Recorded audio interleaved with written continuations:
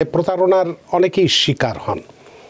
এই বিষয়ে আপনার কি পরামর্শ থাকবে? প্রতারণা আসলে আমরাই সুযোগ, আমাদের ক্লায়েন্টরা সুযোগ দেয়। তারা মনে করে যে খুব তাড়াহুড়ো করে কিছুটা করতে হবে। আপনি যদি কোনো কিছু জানতে চান uscis.gov এ যাবেন, গিয়ে আপনি বুঝতে পারবেন আসলে সঠিক বলছে না ভুল বলছে। আরেকটি প্রশ্ন আমার মনে আসছে যে যেহেতু আগেই বলেছি যে আমরা এই স্বপ্নের দেশ, সোনার দেশ আমেরিকা আসার জন্য উন্মুখ হয়ে থাকি এবং তারপরেও এই নানান ঝুঁকি নিয়ে, জীবনের ঝুঁকি নিয়ে হোক বা যেভাবেই হোক আমরা আসি, যে কোনোভাবে আসি বা আসার জন্য চেষ্টা করি।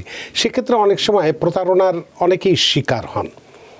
এই বিষয়ে আপনার কি পরামর্শ থাকবে যে প্রতারণাগুলো কিভাবে হয় এবং কিভাবে এই প্রতারণা থেকে রক্ষা পাওয়া যায়? ধন্যবাদ। প্রতারণা আসলে আমরাই সুযোগ, আমাদের ক্লায়েন্টরা সুযোগ দেয়। তারা মনে করে যে খুব তাড়াহুড়ো করে কিছুটা করতে হবে। আপনি সবসময় বলি, আপনি সিদ্ধান্ত যখন নেবেন, মেজর একটা ডিসিশন আপনি সবসময় বুঝে শুনে সোর্স দেখে যাবেন, কারণ প্রতারণা হওয়ার সুযোগটা আছে সব জায়গাতে। বিশ্বাস করার আগে আপনি তার ট্র্যাক রেকর্ড দেখবেন এবং আসলে এই ক্ষেত্রে কোনো সমাধান আমি দেখতে পাচ্ছি না। যাকে জিজ্ঞেস করে সে তো হয়তো তার সাথে জড়িত।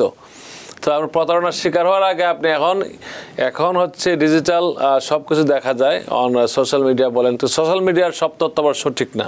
অনেকে কেস পাওয়ার জন্য যা ইচ্ছা, লয়ার ছাড়া অনেকে এখন অনেক ফেসবুক বা সোশ্যাল মিডিয়া চালায়, যারা কিন্তু অথেন্টিক কোনো সোর্স না, তারা লয়ার না। আপনি যদি কোনো কিছু জানতে চান uscis.gov এ যাবেন, গিয়ে আপনি বুঝতে পারবেন আসলে সঠিক বলছে না ভুল বলছে। তো এক্ষেত্রে আপনাদের যাচাই বাছাই করার দায়িত্ব আপনাদের, এবং কারোর সাথে চুক্তিবদ্ধ হওয়ার আগে লিখিত করার চেষ্টা করবেন। আর লিখিত দিলে অনেক সময় যাদের কোনো অথরিটি নেই তারা লিখিত লিখি, লয়ার টু লয়ার হয়ে লিখিত সুবিধা। যারা কোনো অথেন্টিক নেই, অনেকে দেখা যাবে যে ওই স্টেটে তাদের অফিসই নাই, তারা করে কি বা তাদের খুঁজে পাওয়া যাচ্ছে না, বলে কি অনলাইনে পেমেন্ট করছে, কারে করছে এদের জন্য ওই কোম্পানিতে করছে। তো এগুলো আপনার বুঝে শুনে করবেন। আসলে আমি কারো বিরুদ্ধে বলতে চাই না, জীবন জীবিকার তাগিদে অনেকে অনেক কিছু করেন, কিন্তু আপনারা এমন কিছু করবেন না যাদের অনেকের জীবন নষ্ট করে কিছু করার চেষ্টা করবেন না, কারণ এটা ভেরি ইম্পর্টেন্ট। আমি একটা জিনিসটা খুবই ইম্পর্টেন্ট কথা বলতে চাই জানা ভাই। অনেকে হয়তো অ্যাসাইলাম ফাইল করেছে, উইদিন দিস পিরিয়ড সে হয়তো আবার বিয়ে করেছে, অন্য কোনোভাবে অ্যাডজাস্টমেন্ট করার সুযোগ আছে।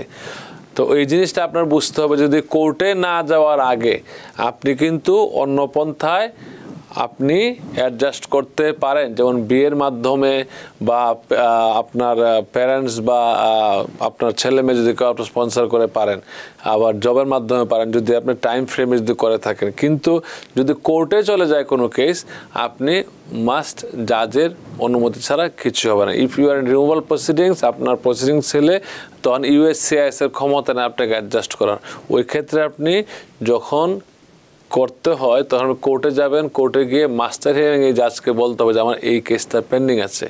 অনেক লয়ার ভুলবশত এটা না বলাতে আমি ইদানিং কয়েকটা কেস দেখছি, যারা স্যামালটেনিয়াসলি অ্যাডজাস্টমেন্ট পেন্ডিং, তার লয়ার বলে অ্যাসাইলামে হিয়ারিংয়ে যাও, which is completely wrong, এবং এটা একটা রং অ্যাডভাইস। কারণ যেহেতু অ্যাডজাস্টমেন্ট পেন্ডিং, সে কোনোভাবে অন্য জাজকে বললেই জাজের চেঞ্জ করে দেবে, মাস্টার হিয়ারিংটা আবার নতুন করে দেবে এবং বললে এটা অ্যাডজুডিকেট হোক আগে। কিন্তু এটা না করে সে যখন যদি সে আবার অ্যাসাইলামে হিয়ারিংয়ে যায়, তখন সে কিন্তু এটা উইন লসের মধ্যে পড়ে যায়। লস করলে পড়ারই লস, তারার এই লস্ট কেস লস্ট করলে সে কিন্তু আর অ্যাডজাস্টমেন্টও নিতে পারছে না, তখন তো আটকা পড়ে যাচ্ছে। এই জিনিসটা আমার অনেকেই কয়েকটা স্টেটে আমি দেখলাম, নিউ ইয়র্কে তো অনেকে বুঝে, ডিফারেন্ট স্টেটে তারা এটা বুঝে নাই। লয়ার নাকি বলে যে হ্যাঁ এটা করা যায়, সো করতে গেছে তার 12টা বাজে গেছে, তার কেসই নেই এখন, সমস্যা। আবার ইদানিং এখন অনেকের দেখা যাচ্ছে আমরা কেস পাচ্ছি সার্কিট কোর্টে অ্যাপিল, যেহেতু অনেকে অ্যাসাইলাম সব যে উইন হয় এরকম না, অনেকে লস করতেছে কেসগুলো। লস্ট হওয়ার ডিনাই হওয়ার পরে বিআইএতে আপিল করে, বিআইএতে আপিল করলে ওইটা আমি বলবো যারা বিআইএতে আপিল করেন তারা একটু বুঝে শুনে করবেন, কারণ বিআইএতে আপিলের ব্রিফ দিতে হয়, অনেকের ব্রিফ দিচ্ছে না, মনে করে ইজি ওয়েতে, অনেক লয়ারে করে কি ইজি ওয়েতে মোশন করে আপিল সাবমিট করলো, কিন্তু পরে ব্রিফ দেওয়ার জন্য যেই রকম কোয়ালিটি তার নাই, তো ব্রিফটা দিচ্ছে না বিদায় সামারলি ডিসমিস হয়ে যাচ্ছে।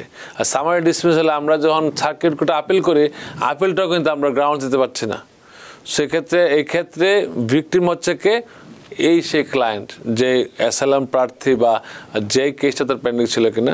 সো আমি আপনাদের অনুরোধ করব, আর আপিলে যদি আপনার আপিলও ডিনাই হয়, সার্কিট কোর্টে আপনি আপিল করতে পারেন। অনেক আপিল ডিনাই হচ্ছে এখন, সার্কিট কোর্টে আপিল করতে পারেন। আপিল করলে আপনার ব্রিফটা খুব ইম্পর্টেন্ট।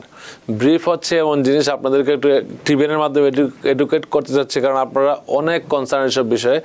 ব্রিফটা হচ্ছে এমন এক জিনিস যে আপনারা যখন অপরপক্ষ সরকার পক্ষ যখন আপনার কাগজ পাঠাবে, আপনার ফাইল প্রথমে আপিল করার পরেই আপনাকে ব্রিফ দেখতে হবে, পুরো ডকুমেন্ট নিয়ে আসতে হবে।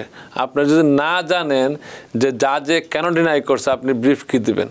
সেক্ষেত্রে ব্রিফটা লিখলে সব কারণ দর্শায় জাজ কোথায় ভুল করছে, সরকার পক্ষের লয়ার কোথায় ভুল করছে, এগুলো নিয়ে ব্রিফ লিখতে হয়। তখন আপিলেট কোর্টের সার্কিট কোর্টের যে প্যানেল জাজ, তারা দেখবে এটা আসলে কতটুকু। তারা তখন এটাকে, যদি আপনার ভাগ্য ভালো হয়, যদি সব আর ভাগ্য ভালো হয়, যদি আগে যদি ভুল করে থাকেন, ইটস ভেরি হার্ড। আমাদের জন্য ওই আপিলের ব্রিফ লেখাটা খুবই হার্ড হয়ে যায়, কারণ জাজ স্পষ্ট করে জাজ কিন্তু প্রতিটা সেন্টেন্স লিখে দিচ্ছে কেন সেটা ডিনাই করছে কেসটা। সেক্ষেত্রে আপনারা বি কেয়ারফুল যখন যা বলেন, এবং আপনি লয়ারকে দোষারোপ করার আগে, অনেকে লয়ারকে দোষারোপ করবো আমি জানি, কিন্তু বেসিক্যালি এটা কিন্তু ক্লায়েন্টেরই বিষয়। আমরা কিন্তু লয়ার হিসেবে ক্লায়েন্টকে জাজের সামনে প্রশ্ন করি। যারা জানেন না তাদের জন্য বলছি, কোর্টে যখন রিনিউয়াল প্রসিডিংয়ে কেউ যায়, তখন কিন্তু অ্যাজ এ পিটিশনার যে অ্যাটর্নি বা প্লেন্টিফ, আমার যে অ্যাটর্নি, আমরা কিন্তু ক্লায়েন্টকে প্রশ্ন করি। যে প্রশ্নগুলো আমরা করি না, ওই প্রশ্নগুলো সরকারি অ্যাটর্নি করবে, আর আপনাকে কনফিউজ করার জন্য। সো আপনারা কেয়ারফুল থাকবেন। আপনাদের একটা মাত্র ফাইল, ওইটাই আমি সবসময় বলি কি, মেট্রিক পরীক্ষা যারা দিচ্ছেন, এটা আপনার প্রশ্ন এখানে, উত্তরও এখানে, তা আপনি কাকে ব্লেম করবেন? সো অ্যাটর্নির সাথে যোগাযোগ অবশ্যই রাখবেন এবং নিজে বোঝার চেষ্টা করবেন। অনেক ধন্যবাদ। Want healthier relationships, healthier gatherings, healthier workouts? Stay up to date on your vaccines.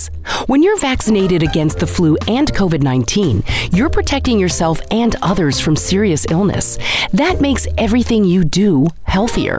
So don't wait. Set a date. Get your flu and COVID shots and have healthier meals, healthier hugs, healthier parties, healthier travel. Learn more at nj.gov/health/vaccines. New York থেকে সম্প্রচারিত TVN 24 television, বিশ্বজুড়ে বাঙালির কণ্ঠস্বর।